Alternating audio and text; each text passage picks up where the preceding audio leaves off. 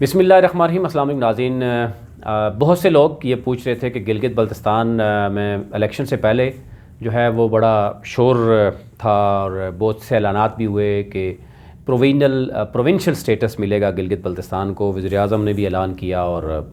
باتیں بھی ہوئیں، لیکن اس کے بعد خاموشی کیوں تھی؟ آج فائنلی جو ہے وہ خاموشی ٹوٹ گئی ہے اور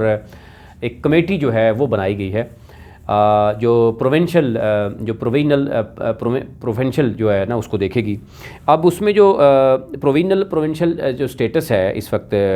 اس کی ابھی تک کی کیا صورتحال ہے وہ تو آپ سے الگ سے شیئر رکھیں گے، لیکن ابھی جو کمیٹی بنائی گئی ہے اس کے TORs کیا ہیں اور اس میں کون کون لوگ شامل ہیں وہ آپ سے شیئر کرتے ہیں۔ اس وقت کی جو صورتحال ہے، کیونکہ ہم دیکھ رہے ہیں کہ وزیر اعلیٰ بھی یہاں پر موجود ہیں، گلگت بلتستان ہے، خالد خورشید اور پرنسپل سیکرٹری جو ہیں ان کے وہ بھی یہاں موجود ہیں اور باقی جو دیگر لوگ وہ موجود ہیں، لیکن یہ جو بڑی مضبوط کمیٹی بنائی گئی ہے اور بہت ہی اہم لوگ اس میں شامل کیے گئے ہیں۔ نمبر 1 فیڈرل منسٹر ہیں for Kashmir affairs and Gilgit Baltistan, Aleem Gandapur, وہ اس کے کنوینئر ہیں۔ پھر اس کے federal minister for law and justice ہیں، اس کے لیے وہ ممبر ہیں۔ اسی طرح چیف منسٹر گلگت بلتستان یعنی خالد خورشید خود اس میں موجود ہیں۔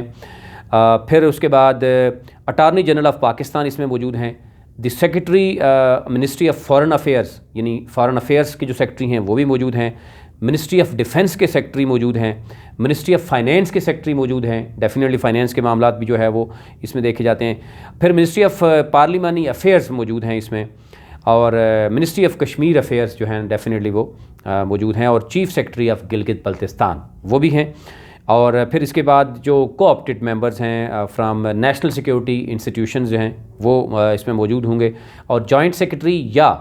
ڈپٹی سیکرٹری جو ہے وہ گلگت بلتستان وہ بھی اس میں شامل ہوں گے۔ اور اس کی جو TORs ہیں، یعنی یہ کمیٹی بنائی کیوں گئی ہے،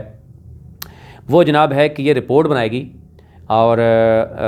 report for giving provincial status to Gilgit Baltistan in light of UN resolution on Kashmir and Pakistan principal stance on Kashmir and supreme جو کورٹس آف پاکستان ڈیسیژن ہے جو 17 جنوری 2019 کو جو دیا گیا تھا اس کے مطابق گلگت بلتستان کا ریفارمز کے حوالے سے۔ اچھا، committee shall submit its recommendation report within 60 days، اور یہ کمیٹی جو بنائی گئی ہے میں آپ اس کی ڈیٹ بتا دیتا ہوں، 22 دسمبر کو یہ کمیٹی تشکیل دی گئی ہے، اور ود ان 60 days مینز کہ اٹ مینس کہ یہ 2 ماہ کے اندر یعنی رپورٹ ہوگی، اور یہ فروری اینڈ تک کے یا فروری کے یا مارچ میں یہ چیزیں سامنے آ جائیں گی۔ اب اس میں ظاہر ہے جو جن کو ایڈریس کیا گیا وہ میں نے آپ کے نام پہلے بھی بتائے ہوئے ہیں، اور اس سے پہلے کیا صورتحال ہے وہ آپ کے سامنے الگ سے رکھیں گے، اور یہ کب سے جو ہے اس کی پہلی فرسٹ میٹنگ کب ہوگی، اس کے بعد کیا اس میں جو ہے وہ ممبرز جو ہے وہ کیا بات کرتے ہیں وہ آپ سے الگ سے شیئر کریں گے، لیکن فی الحال آپ تک اتنی انفارمیشن لانی تھی جو ایک بریکنگ نیوز تھی کہ اسپیشلی جو ہے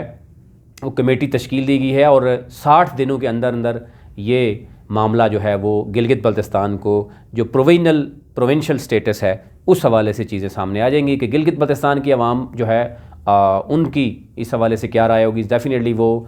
جب وہاں کی کیبنٹ میں جائیں گی چیزیں یا اس میں اسمبلی میں جائیں گی، اور پھر یہاں پر جو معاملات ہوں گے وہ اس پہ UN کی ریزولوشن اور کشمیر ایشو کو